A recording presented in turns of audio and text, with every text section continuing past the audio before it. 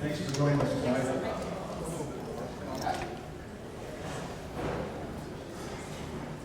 Thanks for joining us for this kickoff event for the 2015 Charlie Parker celebration. My name is Bill McKemy. I'm the Education Manager of the American Jazz Museum. I'll be your host this evening. We have three distinguished panelists joining us tonight. And as I introduce them, I'm going to ask them to kind of join me on the stage here.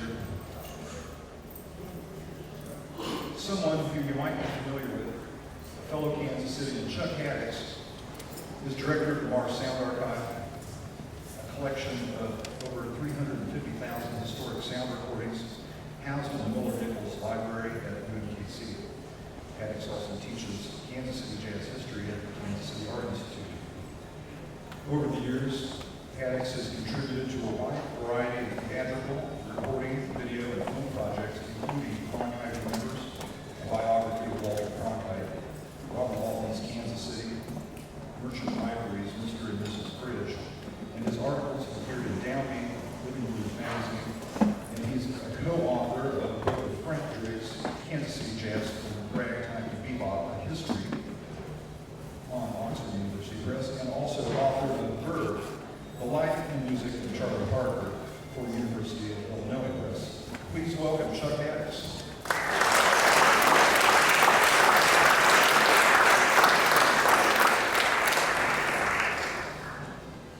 Also joining us is a world-renowned trumpet player and teacher, Clay Jenkins. After attending college at North Texas State University, Clay went on the road with the Stan Kenton Orchestra. He would eventually find his way to the bands of Harry James, Buddy Rich, and finally the Count Basie Orchestra. He's an associate professor of music at the Eastman School of Music in Rochester, New York. He's released 6 solo recordings and 2 recordings as co-leader with saxophonist Kim Richmond. His other recording credits include Milt Jackson, Harold Tango, Rich Perry, the Clayton Hamilton Jazz Orchestra, Trio East, Billy Harper, Lyle Mays, Peter Erskine, Ray Brown, Dr. John, and the list just goes on and on. Please welcome Clay Jenkins.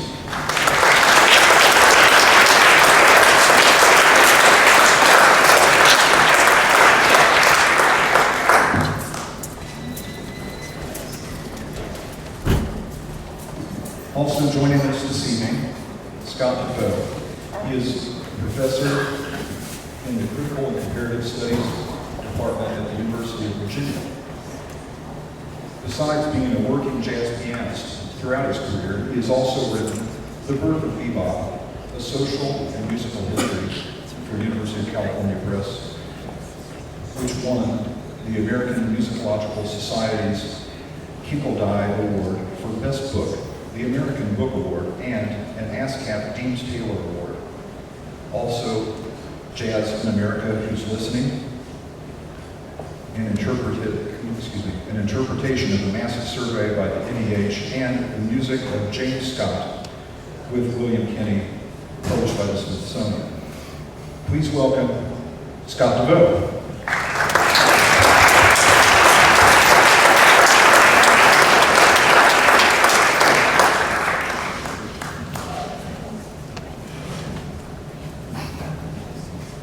Before we get started, I'd like to direct you to the index cards and pencils that are on your tables. If you have a question, please. Just in the time that he and his contemporaries were virtuosic, and they changed the music so much in terms of groove and harmony and rhythm and virtuosity. So to me, with my students and myself, I always revisit Bird's music. As much as I want to explore newer music, we all have to kind of go back and revisit it, because it's never like you get it, you've gone through it and you have it. It's so important to the rest of the language, and you can be very specific in terms of the harmony, the way Bird treated the harmony was so sophisticated, and his technique was so sophisticated, and his rhythm was so sophisticated. So it just made a huge difference, and he set such a high standard for everyone else.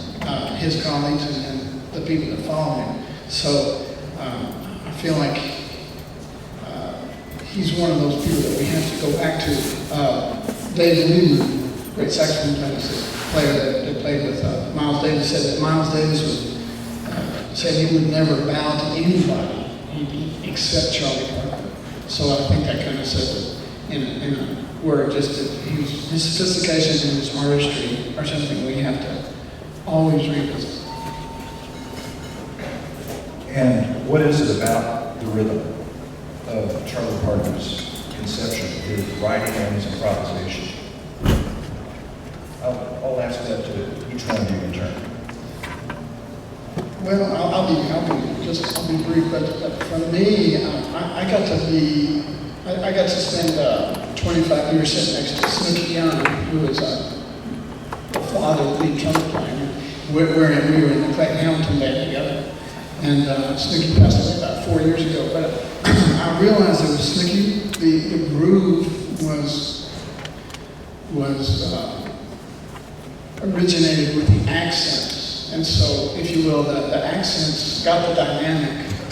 So the accents were, if we were playing loud, then the accents were loud, everything else was softer. And the accents, not the slice and dices, that they were more on the upbeat. And so when we look at these guys, might add on to this, but earlier on, the accents in the music were more downbeat oriented, wouldn't you say? I mean, like Coleman Hawkins or Ben Webster. And Charlie Parker was listening to the bass band, and especially Prez. So to me, the bass band and Prez kind of set a new rhythm for the music, and that to me is what Charlie Parker picked up on, and it gave it a more forward moving emotion, like and more bounce, and had more drive to it, and had more dance because the accent was on the upbeat, so it had more forward motion. So to me, that's kind of still where we are rhythmically in terms of just the depth of the groove. So I think Charlie Parker is incredibly important in that milestone, and to me it felt like indirectly or directly it came from the basic. Chuck, what are your thoughts on this? Well, I think, can you guys hear me out there? No. Okay, my mic's on, hold on. There we go.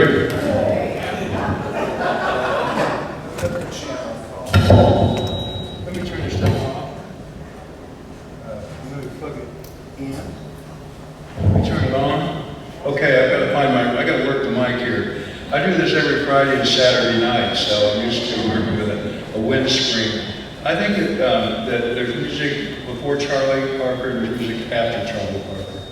He changed everything, and he did it while he was still here in Kansas City. And he was very much influenced by the Count Basie Orchestra. Of course, one of his favorite groups was in the balcony at the Reno Club above the Basie band, where the marijuana smoke was heavy from the Basie band downstairs. And if you look at his influences too, Buster Smith, Lester Young, but Buster Smith more than Lester Young. And if you go back and you listen to those Buster Smith recordings that were done for Vocalion in 1938 with Pete Johnson, you listen to Buster's solos, you hear Charlie Parker. In fact, it was right up the street here that he apprenticed at Lucille's, that he apprenticed with Buster Smith, and Buster Smith taught him how to play double time and how to use inversion and all the tricks of the trade that he would apply later. And not only did he influence jazz, he influenced all musicians that came after him. Classical, the Yardbirds took their name from his nickname, Yardbird. Red Hot Chili Peppers, the Moondog, everybody was influenced by Charlie Parker. It's like Mozart that way. He's one of the most influential musicians of all time because he changed the language of music and the way music was played. And Scott DeVeaux. I don't think there's much on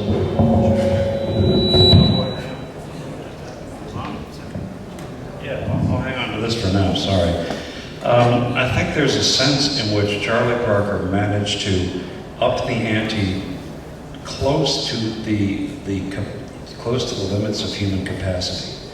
He was able to play faster and think faster than anybody else. And there really hasn't been, I mean, in some ways I feel that there probably is a limit that was reached with Charlie Parker that, you know, perhaps you could say that Coltrane did it in a very different kind of way, but Coltrane isn't anywhere near as witty and changeable and you know, dynamic as Charlie Parker. He's a very earnest person who just kind of wears you, takes you into a different place through the intensity of what he does. Charlie Parker has a remarkable sense of wit and humanity that you can feel in his music. It is fascinating that everybody has copied Charlie Parker. I mean, he's very imitable that way, but nobody has managed to be able to do the music with the kind of grace and wit that he was able to do. And this includes things like adding quotations, you know, to his music, which is one of those things that Sonny Rollins is also, and Dexter Gordon are also famous for doing it. It's just a remarkable presentation that I just think for most people who heard him, they just realized it was, how can I put it? Howard McGee, a trumpet player I talked with for some years ago, said he was a complete musician. And there's just something about that that attracts the attention of every musician who hears Charlie Parker. And to kind of follow up on part of that, how did Charlie Parker and other Kansas City musicians at this time and the musicians that influenced them influence the style of jazz in general? And if I could maybe refine that just a little bit, what is it about bebop that is Kansas City? Well, you know, I think, can you hear me now? Okay, good. One of the things one of the impacts that the Kansas City musicians had, great impact, was on the swing generation, swing music. By the time Basin came roaring out of Kansas City, swing had become somewhat stagnant. And the sound of the Reno Club and that 4/4 rhythm, straight to the 4, the great soloists, the riffs, use of the riffs. The Eastern bands were using riffs, but the Kansas City bands used a more pronounced manner. It really reinvigorated swing. And when you're talking about Charlie Parker, he's really a product of the late night jam sessions that occurred here in Kansas City. And there are a number of watershed incidents in his life. One of them is spring of 1936. He sat in at the Reno Club for one of their famous spook breakfasts they had. He faltered on Honeysuckle Rose. Joe Jones threw a cymbal at his feet to show his displeasure. He was laughed off stage. And there's been some question as to whether that was a true story or not, but Gene Ramey recalls it very, very clearly.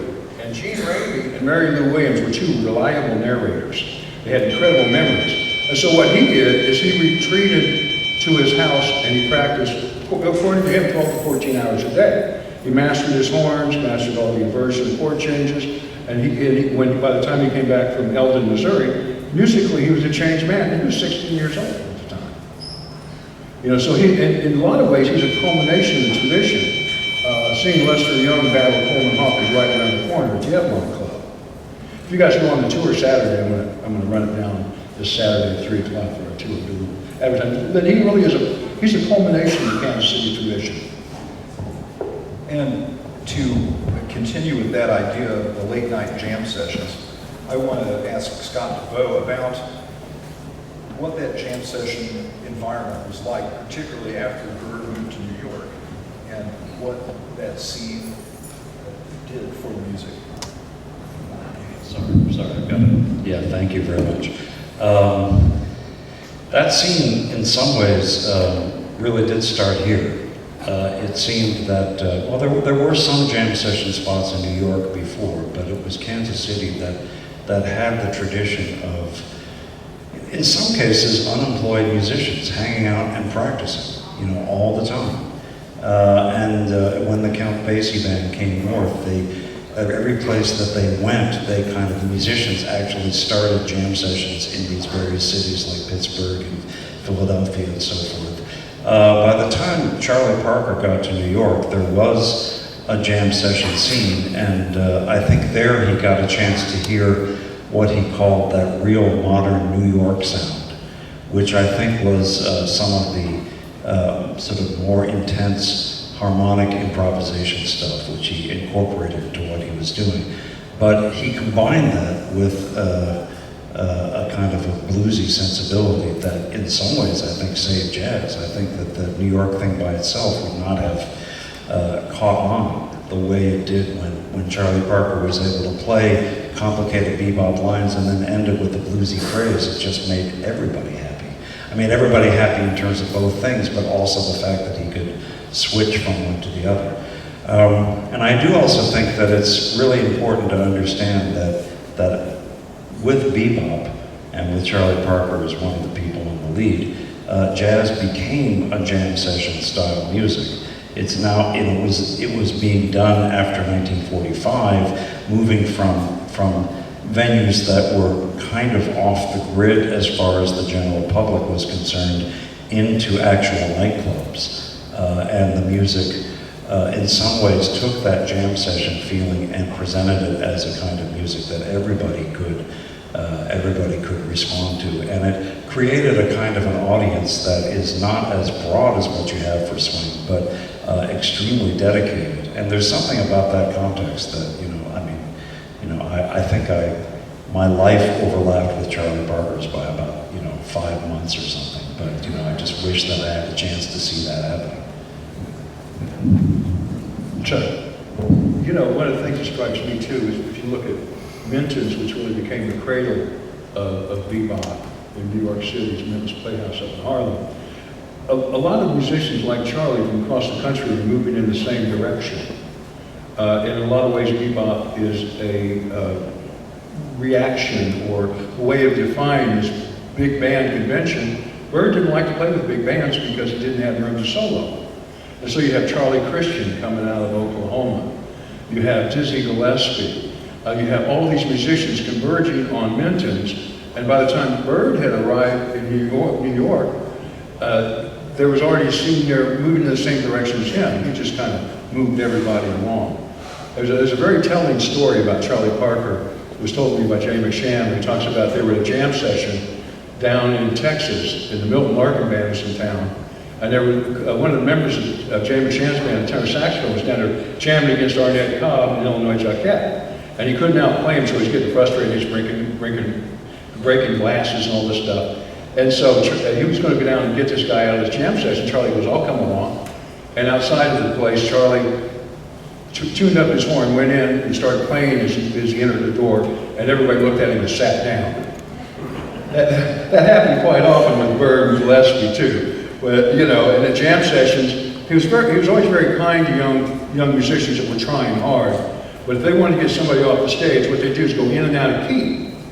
And they could, most musicians couldn't follow him. So that was his way of kind of clearing the bandstand. And that's what he learned here in Kansas City.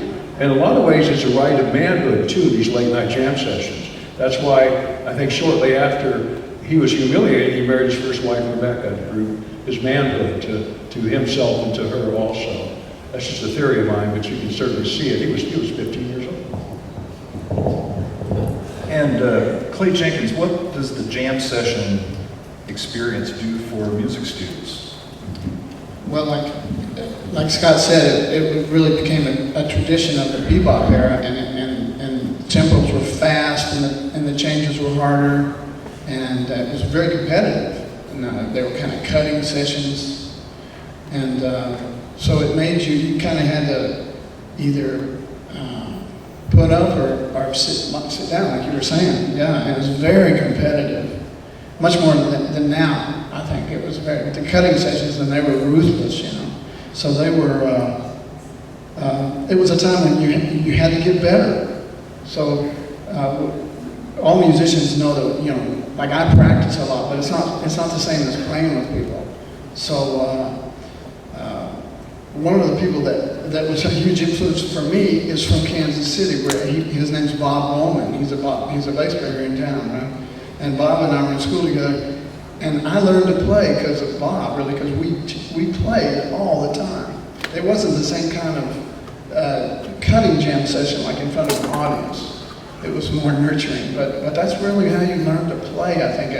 Practicing is one thing, and playing along with workers is one thing, but the playing with other people is where we really learn to play. And I'm going to echo another thought about Charlie Parker with the big band. It's just an interesting note. You were right, he didn't like big bands, but one of the rare things that we don't know about Charlie Parker, he played for a very short time with the Stan Kenton Orchestra.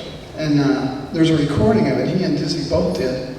And so I asked Stan about it one day, and he shook his head, because I'd heard the record, and Stan introduces Charlie Parker as the new alto player, you know, and he knew it was great, but he didn't have any charts for Charlie Parker to play, and Charlie Parker said, "That's okay, I'll just play over whatever you got," you know. So he was so musical, Stan said, that he could play over these arrangements that weren't really feature arrangements. And he said it was just, and they're on record, they're on a record, and Dizzy does some too, and Dizzy's more of a personable thing, Charlie Parker does the same thing, but that's a pretty rarely known fact that Charlie Parker played with Stan Kenton's band, that he was a guest on a tour, but you're right, he wasn't a big band player. Although, I mean, early on he was a big band player, and there's a kind of a sense in which the jam session did overlap with the big bands. And this kind of came from the jam sessions when one person was playing, say, saxophone, then the trumpet players, some contrasting timbre, would come together and create a riff behind them, and then harmonize it, and just kind of, and apparently Charlie Parker, of course, being the improviser he was, not surprisingly, was very good at setting these riffs. And the fact is, in a band like Jay McShane's band, there's a sense in which a lot of those bands have a certain amount of flexibility of being able to create things on the spot as needed. Of course, they're playing, for hours in dance halls and things like that. They're playing the blues and so forth and so on. When someone is soloing, you just start a riff behind them to get things going. Charlie Parker, I mean, in some ways, I think that if Charlie Parker had not had his heroin addiction, he could have been in the dance bands for longer. I don't think the heroin addiction fit very well with the extremely demanding lifestyle of a big band. And in some ways that fit better with the kind of loose lifestyle that he liked. But clearly, when you heard Charlie Parker, it kind of made all the rest of arrangements kind of irrelevant, because he did manage to combine all that stuff in a single line. And so, Clay, I wanted to ask you to follow up. What about the swing and groove of Kansas City music? What about that had an impact in a more broad way? Well, I've got to say I studied it a bit because of being with Basie, and then going back to Benny Moten, and it was just it was a more dancing kind of swing. I feel like it was different than a Benny Goodman. I mean, I shouldn't say that, because Benny Goodman's band was such a good band, and I played with Harry James' band too, and that was a great band, swing band. I wouldn't call it a jazz band really, but just the Kansas City thing had such a depth of swing that I think Basie's band really was the capital sound of. I mean, Basie's band swung every moment, and I feel like, I don't know, what do you guys think? Do you think it came out of the Kansas City? Yeah, I think Basie, more than anyone, defined the Kansas City style, and did so as a member of the Benny Moten band. Right.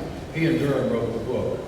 And if you go and you listen to those Moten recordings, there's a marked change when Durham comes in the band and Basie couldn't read music, so Durham did the orchestration for Basie's ideas. And Moten's Swing, which was recorded in 1932, predates the King of Swing by 3 years. And yet all the elements of swing are there. The riffs, the solo, the driving rhythm section, the walking bass. And he called it the easy swing. And when you hear it, it's like Basie said, it's something you pat your foot to. that's when you know it's Kansas City jazz. Yeah, it's true that Parker is coming right out of that tradition, but at the same time, there is a sense in which hearing that Kansas City 4/4 with a drummer like Kenny Clark or Max Roach does change the groove entirely. You know, and it's kind of a question as to, you know, how you describe something that's changed. There's a famous Charlie Parker interview from 1947 where he says this bebop thing has nothing to do with jazz. It's just a completely new thing. And of course, by that time, I think there was enough of a sense that the word jazz, which had been applied to 1920s popular music and had kind of, in some ways, died off as far as the popular, you know, as far as American public was concerned, needed to be revived as kind of the overarching category, so that, like Dizzy Gillespie immediately said, no, that's not true. But the fact is, I mean, it is a completely new kind of groove, and the way that Charlie Parker played interacted with this more complicated, more polyrhythmic sound, which is basically the kind of sound that you get from any good modern jazz rhythm section. I have a quote from alto saxophonist Steve Coleman, and he says regarding the tune Billy's Bounce and the type of improvisations that you might have heard over that tune and many others, the implications of Parker's phrasing helped to catalyze the rhythmic responses that eventually would come from players such as Max Roach, Bud Powell, Fats Navarro, and so on. Although the descriptive aspects of these rhythmic concepts are underdeveloped, we could extend our ability to discuss this language by drawing from the perspective of the rhythmic language of the African diaspora. Dizzy Gillespie referred to Parker's rhythmic conception as sanctified rhythms, suggesting a style of playing that was related to music heard in church. And he goes on to analyze the head of Billy's Bounce and discuss the polyrhythmic connotations where the accents fall that has a 3/2 feel to it. I would love to hear what your thoughts are on that topic. Can you repeat your question? I think at the end of the day, what Coleman was saying is that Parker's use of rhythm comes from the church and is more directly a reflection of African roots in some way. I agree with you on that one. I think so too. You know, it's funny because Max Roach said that he learned how to play the drums because of Charlie Parker. Because he had to change his style because of the way Charlie Parker played rhythmically. And, you know, and Kenny Clark, of course, picked up on also, Joe Jones was doing here in Kansas City. He was called The Man Who Played Like the Wind. He was one of the changers in Kenny Clark and of course, Max. Very much influenced by Berger. And when you listen to it, I would agree with that statement. Yeah, and I would agree too, and some of that Scott said, I think it's really important that Charlie Parker was also a great blues player, and the blues were in like kind of that 8/8 form that he would allude to sometimes, so rhythmic, but the blues were in. To me, he always played the blues on everything he played. So that's one thing that I realized years ago that I needed to be better at as a player, and I dug into Charlie Parker and his contemporaries. And we're now going to take some questions that the audience has given us. And feel free to just chime in as these things attract your response. What non-jazz or blues music influenced Parker? And how did he incorporate it into his playing or compositions? Well, it's hard to answer. I mean, his listening was quite varied, and you can sometimes hear it in, you know, as quotations. He certainly knew all the popular songs that he heard.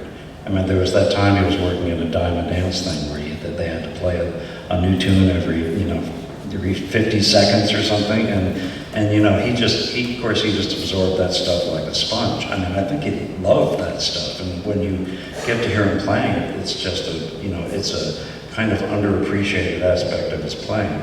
But he also loved Stravinsky. And jazz musicians from that era. I think in some ways he felt that Stravinsky was doing stuff that was much hipper than what anybody, including all the white people who thought they knew Stravinsky, were doing.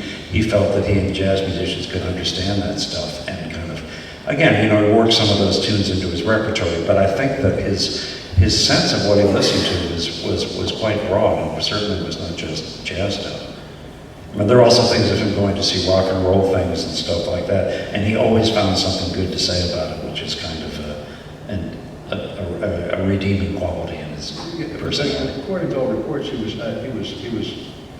musically very broad-minded, and he did know all the pop tunes. I mean, the musicians, on stage, musicians like to kind of joke around, and a woman would walk in and he'd quote from "A Pretty Girl Is Like a Melody." And when you listen to his recordings, particularly when he's jamming, he quotes popular songs. T for Two. Something as simple as that, he turns into jazz. And when he was on the road, and I think it was with Kenton, he was studying scores of Stravinsky. And Kim still has his record collection. And he liked Tommy Dorsey. Yeah. He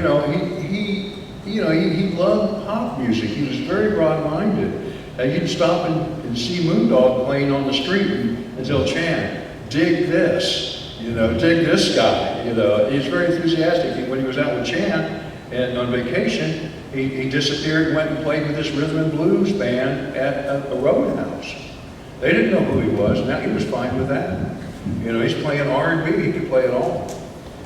I got to hang out with Charlie Mariano for a couple of days, and Charlie Mariano was playing with Kenton's band when Charlie Parker was traveling with him for that short time. And I asked him about it, and he said Charlie Parker never put anybody down. He said if he heard somebody, it could be a young player, and Charlie Mariano would expect him to say something, and he'd always say something like, "Listen to that sound," or "Listen to his articulation. He has such an interesting," he said he was always positive about other players. I was going to say, I think you would have found something good to say about my piano playing, which makes me feel better. It's just also that I think that we're not inclined to want jazz musicians to be squares, And it's like, if you're studying Louis Armstrong, you have to deal with the fact that one of his favorite musicians was Guy Lombardo. And he meant it, he really liked that sound. And with Charlie Parker too, a lot of the pop music that he listened to, that I think jazz fans and scholars have made a real serious effort to kind of run this line along in the swinger and say, this is it, this is not. Don't listen to that, listen to this. That's what all the hip people do. I don't think he had that kind of sensibility. Listening to pop song and stuff like that, or just, listening to bands and admiring instrumental virtuosity. I would say generally the people who are the most creative in jazz tend to have wide open ears and absorb all kinds of things that you wouldn't expect them to. It's just a peculiarity. It's like one time when we had Branford Marsalis at the University of Virginia, and he was talking about how he got fascinated with Wagner's Goethe-Dämmerung, and how he played this one section from it every day for a year. And you just go, wow. It's hard to know exactly what that is. I don't know, he could explain what it was, but there is a sense in which jazz musicians, as composers, are just going to be incorporating all kinds of things into their music and making it sound hip because it's delivered with that kind of rhythmic intensity that you get with the jazz ensemble. But it can come from just about anywhere.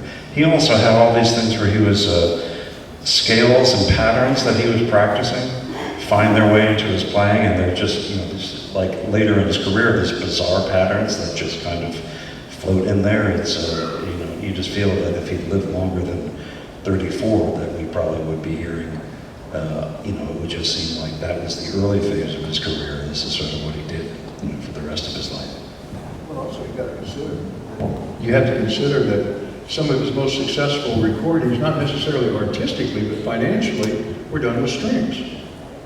And he felt that it elevated his music. Marcel Newell's his favorite saxophonist. And when he went to Lincoln High School and studied at Lincoln, they didn't play jazz, they played classical music. And he played in the orchestra as well as the band.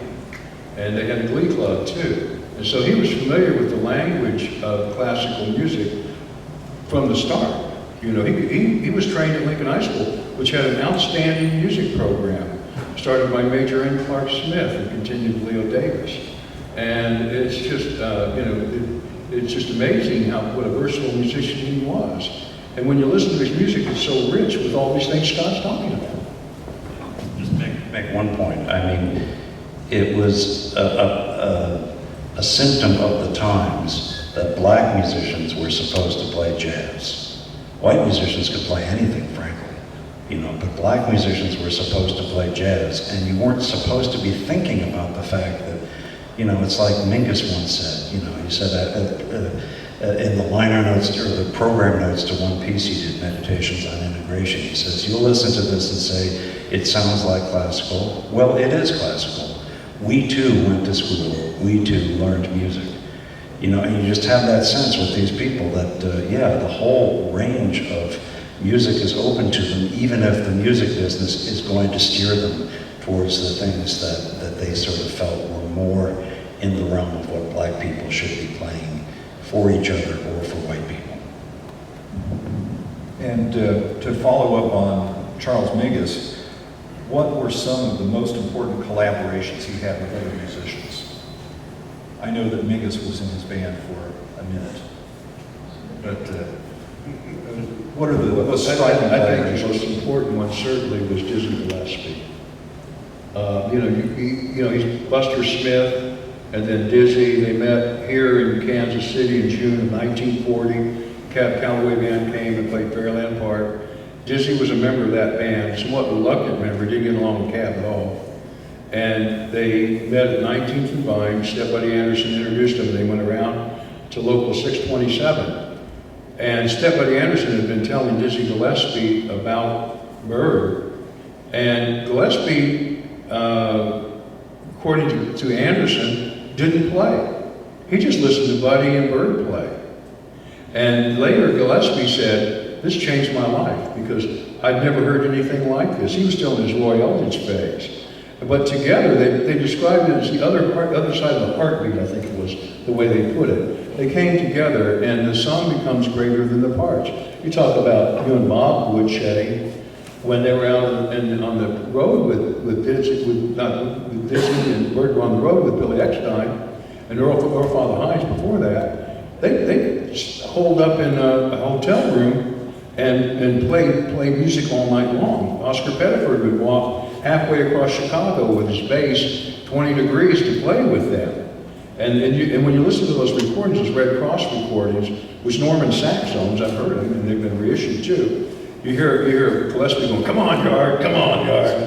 And that's really the crucible of bebop. And unfortunately, the trip to California for Billy Bergs ended that association. But I think they pretty much said what they wanted to say together at that point anyway, and they wanted to go in different directions, but that's his foremost association with Gillespie, certainly. Yeah, and with other trumpet players too. I mean, Miles Davis was a very young player, and Miles was actually a really great bop player, I feel, and I'm a big Miles Davis fan, being a trumpet player. I've kind of followed the players. Another person that played with Bird that was so influential was Kenny Durham, because then Kenny Durham went on to play with Train and Joe Henderson and just amazing lineage that Kenny Durham played. He also played trumpet players. Red Rodney played with him. Chet Baker played with Bird. So to me, it not only was it musical in the case of Miles, but it was as a leader, I feel, because Miles became such a virtuosic leader in terms of his side. You know, thinking all the people that started with Miles's group. So Bird was a birthplace for a lot of musicians, and in my case, I think of trumpet players. It started with Dizzy and went on to KD and Chet and Red Rodney, and so the lineage was very long with trumpet players. I think it's also interesting to think about Charlie Parker and Miles Miles Davis together, because I mean, they came from such different backgrounds. You know, Charlie Parker was kind of from, you know, the neighborhoods around here, and was in New York City, and was, and Miles was like the son of a dental surgeon, Miles Dewey Davis III, and he was going to Juilliard.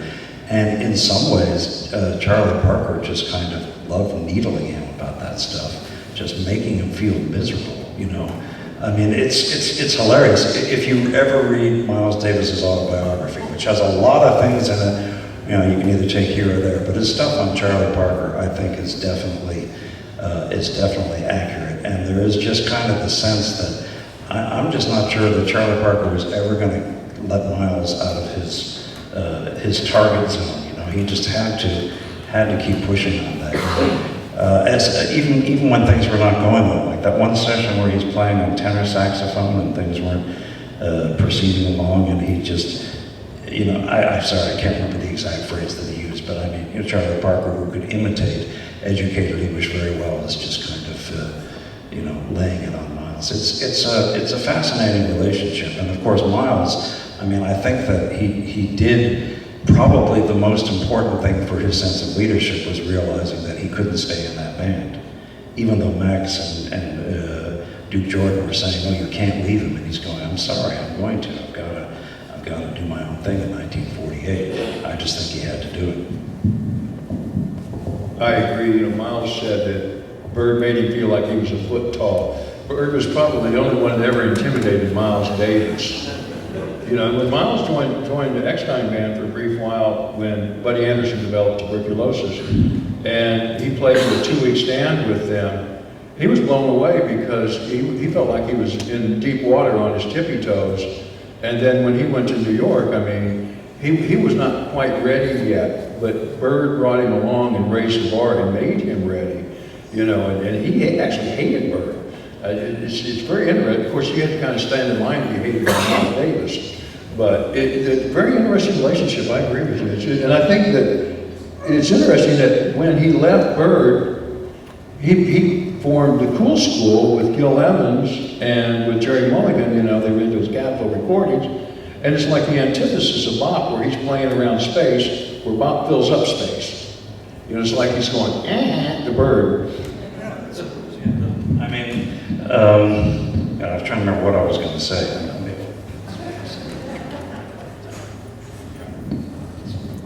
I've got a range of stations. Been there many times. I've got maybe an easy question. Are there any video or film recordings of Parker performing? I know, Chuck, I know one. Well, there's the Downbeat Awards on it's Kinescope on TV. Recently, they came across him performing with Coleman Hawkins. Right. And he did make a film, but the soundtrack was lost to it. And they recently relocated part of that. You can see that. And it's like a silent film. It's in Gary Giddins' book, Gary Giddins' documentary, Celebrating Bird. Mm-hmm.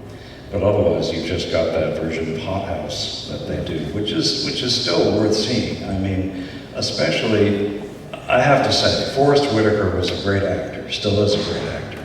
His portrayal of Bird was just, somebody should have made him watch that film, because he sort of plays with a lot of energy, and Charlie Parker just played, they said, like a drugstore Indian. You know, just completely passive. You just see his face is like this, and only his fingers are moving. It is an amazing thing to watch. Whereas Dizzy, of course, liked to put on a kind of a show while he was doing it. He's kind of popping around and doing this kind of stuff. But Charlie Parker, I mean, it's an interesting thing between them. I talked with Howard McGee, who was a great trumpet player from that period, and he said he was actually a bit critical of Dizzy. He says Dizzy's always kind of making it a show, but when Charlie Parker got up there, you know, he meant business, and he just played. Now you contrast that with their personal lives, where Dizzy Gillespie was, you know, a very hard worker and probably did more than anything in bebop to get musicians to play it, because he knew enough piano to go around to piano players and say, no, I want this chord. Or he knew enough drums to sit down at the drum set and say, no, play like this. So he's organizing this stuff. Charlie Parker just did it with his charisma. I mean, he just so intimidated everybody. I mean, Howard McGee talks about when he first heard Charlie Parker playing with Jay McShann at the Savoy on the radio. It's just, they just all stopped. Howard McGee was touring with the Charlie Barnett Band at that time, and they're on break, and he just said, I've got to go see this guy. And he's, you know, he was still dumbstruck in 1980, thinking about, you know, what the experience was like of seeing that. It just seemed to send off a light bulb in people's eyes, and they just suddenly said, oh, that's what you can do. Great, I've got to do that.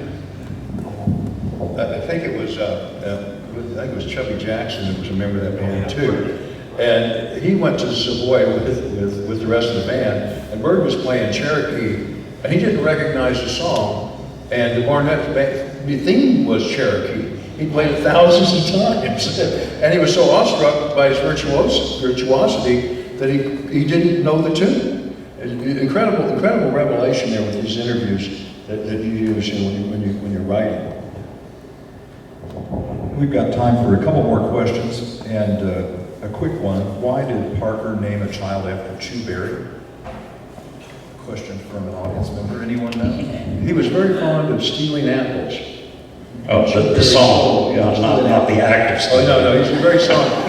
According to Rebecca, he played Stealing Apples on the home stereo a lot, and that featured Chu Berry on stage. And Chu Berry was an up-and-coming guy, and of course he didn't have a very long career, but I mean, Coleman Hawkins also in Europe heard Chu Berry and was just going, wow, this is really, you know, he's one of the few people that I feel is carrying on that I feel like is actually a competitor in the 1930s. So yeah, it's just kind of, I think it's just a placing him in that generation of musicians. They're all coming up in the swing era, and they're just trying to see if they can break in and make their name with things. It's just kind of remarkable to think of the kind of revolution that Charlie Parker and Dizzy Gillespie inadvertently created. And final question tonight. At a time when the vast majority of the general public has never heard of brilliant contemporary players like Miguel Zenon, Rudresh Mahantapa, or Joe Lovano, how can we expect them to care about Charlie Parker? Any thoughts? Do I have to go first? No, I'm just kidding. Okay. I think that, you know, I was a jazz broadcaster for a long time on KCUR. And I think one of the challenges that we have is to introduce the next generation to jazz. Because, you know, when I first started listening to jazz, I like Return to Forever and, you know, a lot of really kind of smooth jazz. And I always say that's the gateway drug to real jazz. Not Return to Forever, but some of the other stuff I've been listening to, David Sanborn, stuff like that. But I think that we have to introduce, once you hear it, and if it gets your ear, it's over, you can't go back. That's what Arnie Young always says. And so what we need to do is to introduce the next generation. And I think that what we're seeing in Kansas City right now with young players like Herman Mahari and all these wonderful young players that are coming up, and you go into the Green Lady Lounge, and it's full of young people. Broadway Jazz Club's the same. So I think that once that generation starts making their music, they will eventually discover Charlie Parker. Well, I think also the answer to that is education. I mean, that's what I do. I teach jazz history classes. It's just the same way. Why do people know about Johann Sebastian Bach? It's not because they happen to somehow stumble across the well-tempered clavier and play it and just say, hey, this is really pretty good. No, it's like, you know, they learn this stuff. They learn that this tradition is based on that thing. And Charlie Parker, I mean, because he made recordings, that whole presence, you know, that you feel that Charlie Parker is present on any number of, I mean, you know, if jazz didn't have recordings, we wouldn't be sitting here talking about it. We wouldn't know about it. We wouldn't know what happened. I mean, I do sort of feel that jazz is a present-day music. I don't think jazz is going anywhere. It's just always here, and the jazz you hear is the stuff that's happening tonight. And we're hearing jazz later tonight? That's right. And yeah, I mean, that wasn't a plug, but I'm just... It's a perfect tie-in. Okay. Because later on this evening, they've just started here a few minutes ago at 7 o'clock. Shades of Jade is in the Blue Room, and we'd love to invite you all to join us down at the Blue Room after we conclude.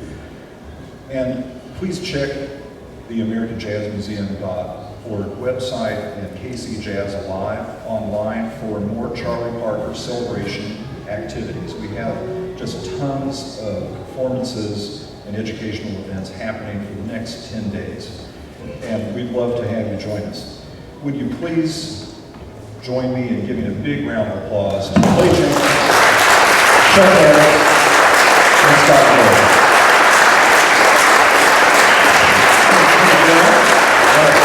Also, I want to remind you that Scott's books are on hand, and my Charlie Parker biography is on hand, and will be available after this in the swing shop to personalize it if you would like to pick up a copy.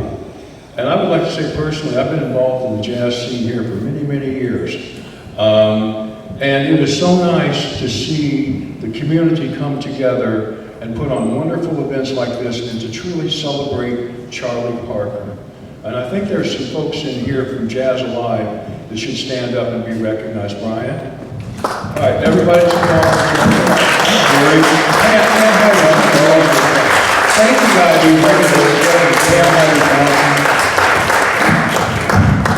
Thanks again. Please stick around and have some fun with us.